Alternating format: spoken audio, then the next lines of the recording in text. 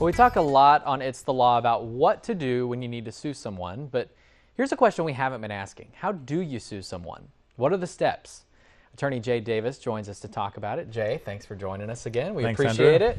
So first of all, what's the first step when you need to file a lawsuit? First step you're going to have to do is figure out if you have a lawsuit. Sometimes people are mad at somebody, or sometimes they feel like they got cheated, but they may not be in a contractual relationship with somebody, or they might not be able to prove the damages they think were caused by the other person. Explain that contractual relationship. Now, you've got two parties, you've got something in writing from them. That would be considered a contract? Yeah, normally you have a lot of times, especially small claims courts are dealing with straight law, which is contractual type issues. You and I have an agreement, we might just talk, and I might say, look, I'll sell you this car if you give me $2,000, and that could be a verbal agreement. That's still binding. That's a contract. Okay. But now, you might have somebody, like certain instances, like we discussed a week or two ago, where I had taken in a vehicle, and when I got the vehicle back, there was damage, more damage than a different kind of damage than when I took it in. The question is, did the people I had a contract with cause that damage or not? So you have to be able to show that that contract is related to the damage that you're claiming. So the plaintiff has the burden of proof in the lawsuit, correct? Right, but it's just preponderance of evidence. It's not going to be like a criminal case where it's going to be beyond a reasonable doubt. Okay.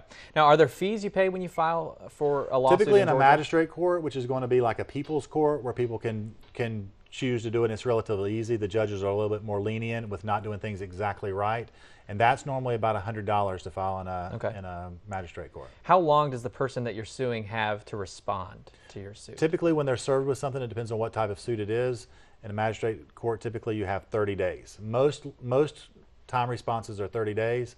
Sometimes if they're emergency type, a child custody, somebody in danger, it might be reduced to a lower amount.